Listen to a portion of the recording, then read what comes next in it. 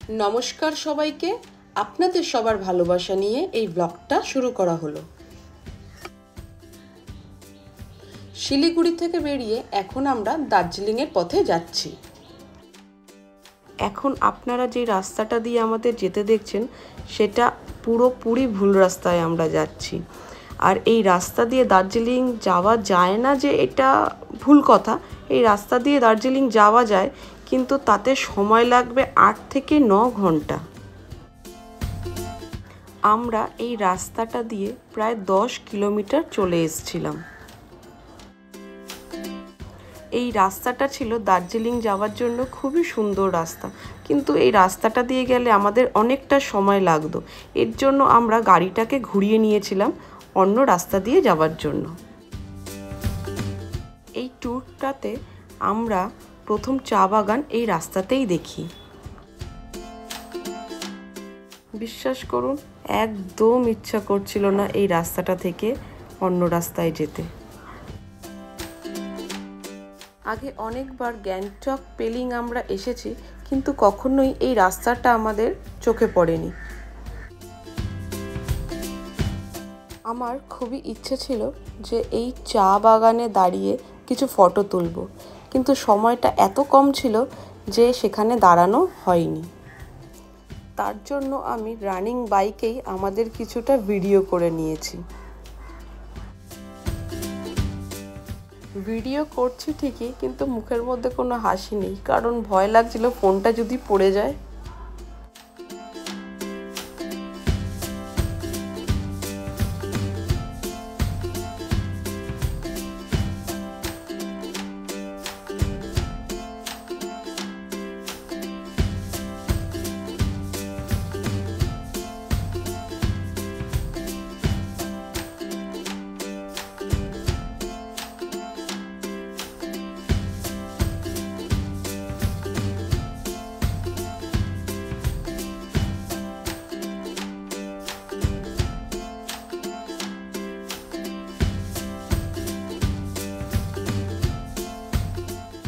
আপনারা এখন যেই রাস্তাটা দেখছেন সেই রাস্তাটা হলো দার্জিলিং যাওয়ার আসল রাস্তা, আর রাস্তাটা ছিল খুবই খারাপ। এই রাস্তাটায় কনস্ট্রাকশনের কাজ হচ্ছিল, এর জন্য একটা একটা করে গাড়ি পাস করানো হচ্ছিল।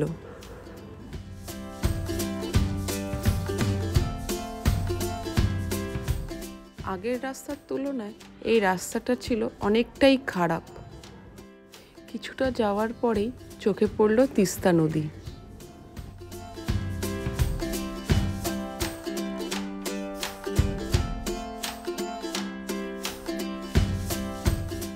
রাস্তাটা এতটাই খারাপ ছিল যে আমরা অনেকবার পড়তে পড়তে বেঁচে যাই।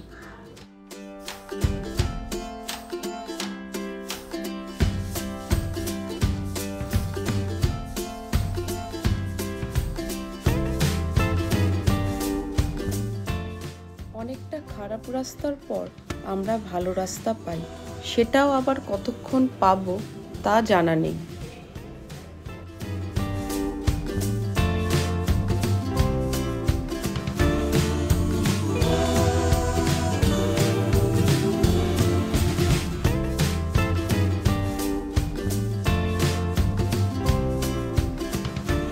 পাহাড় দিয়ে নদী বয়ে যাচ্ছে, দেখতে কতটা সুন্দর লাগছে।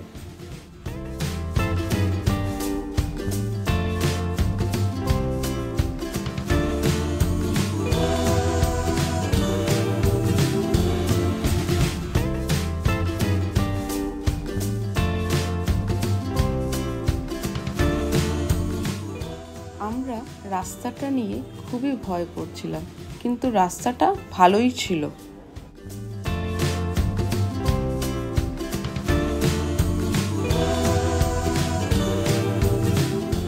খুবই পরিষ্কার ছিল ও গাড়িও খুব কম আসা যাওয়া করছিল।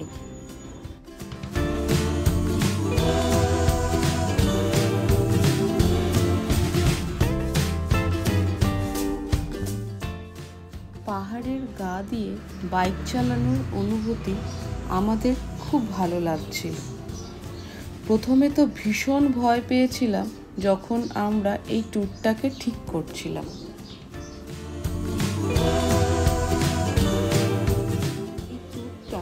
আমাদের কাছে পুরোটাই ছিল অ্যাডভেঞ্চার ট্যুর। আগে কি হবে বা হতে চলেছে আমাদের কিছুই জানা ছিল না। অনেকটা রাস্তা আসার পর এবার আমাদের বিশ্রামের পালা। এমন জায়গায় এসে আমরা দাঁড়িয়েছি সেখানে একটা দোকানও ছিল না।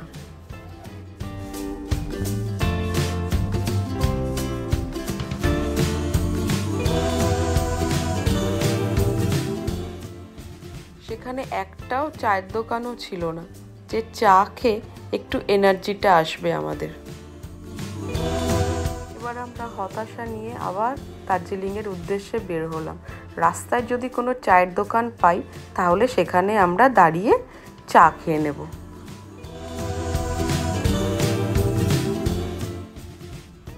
কিছুটা ভালো রাস্তা আসার পর আবার আমরা কিছুটা খারাপ রাস্তা পেলাম।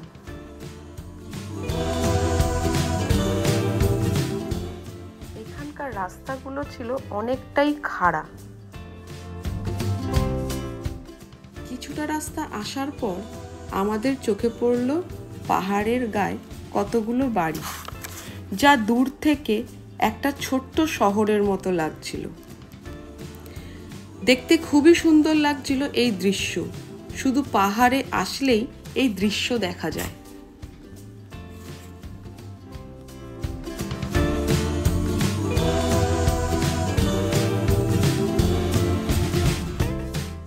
এই রাস্তাটা দিয়ে খুবই কম গাড়ি চলাচল করে।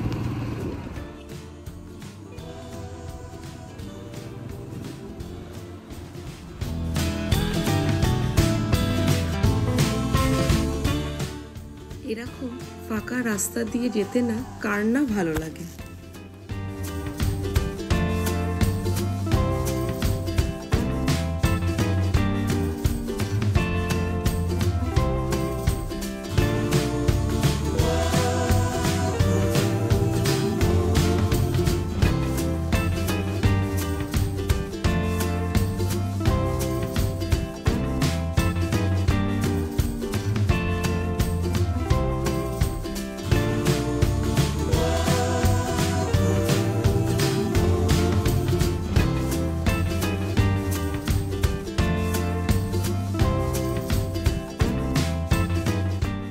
রাস্তাটা কতটা সুন্দর লাগছিল দেখতে।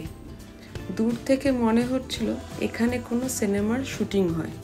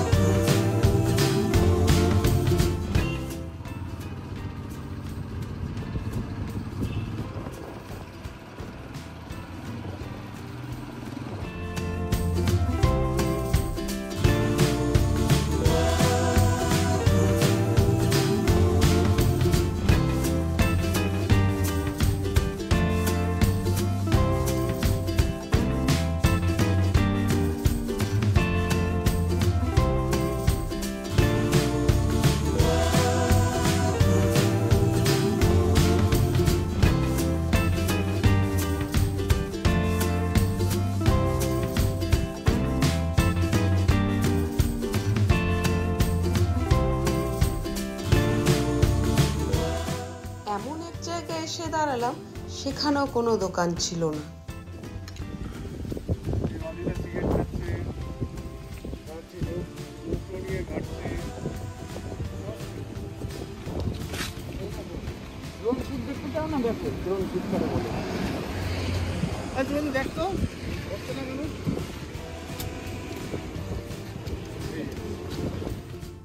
আমরা নিজেদের মধ্যে কথা বলছিলাম আর হঠাৎ করে আমি দেখি একটা বাচ্চা নিজের মনে খেলে যাচ্ছে।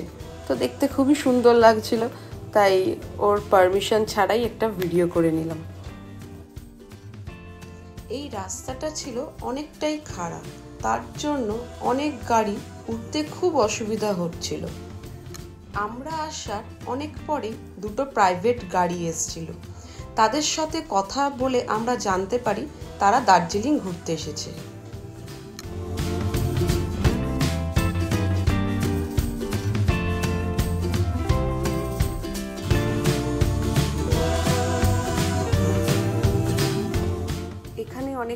দাঁড়ানোর পর এবার আমাদের যাওয়ার পালা।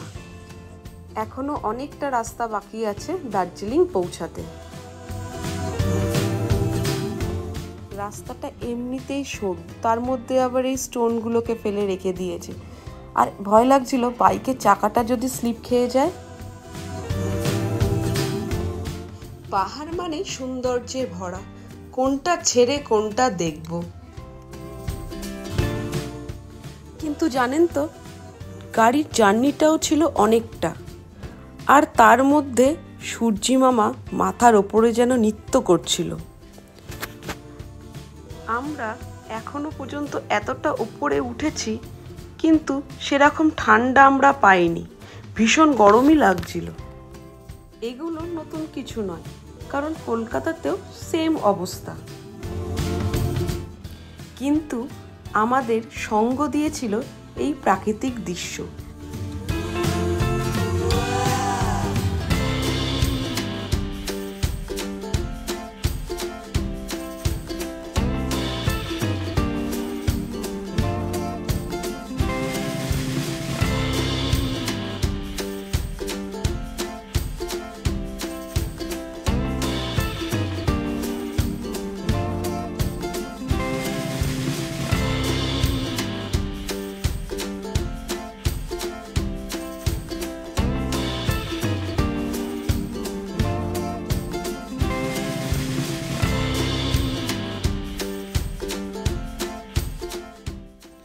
আমরা অনেকটা রাস্তা উপরে ওঠার পর দেখি কিছু জনবসতি।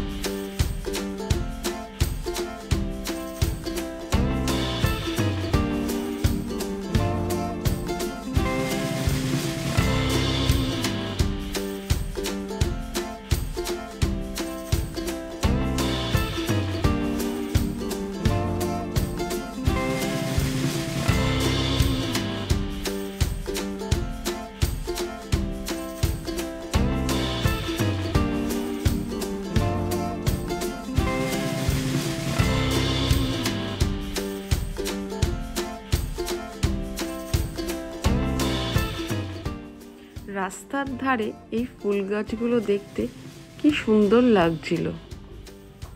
অনেকক্ষণ পর কিছু মানুষ দেখি, আর সঙ্গে একটা দোকানও দেখতে পাই।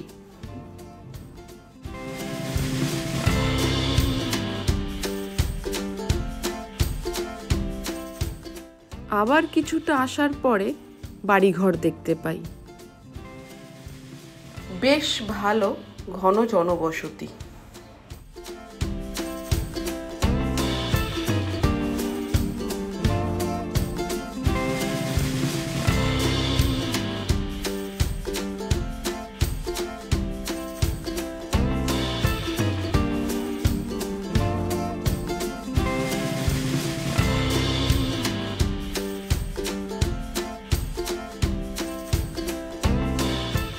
আমরা যাওয়ার সময় দেখি কতগুলো বাচ্চা নিজের মনে খেলে যাচ্ছে। তাদেরকে আমি নাম জিজ্ঞাসা করাতে তারা নামও বলল, আর আমরা যখন চলে যাচ্ছিলাম তখন তারা হাত নাড়িয়ে টাটাও জানালো।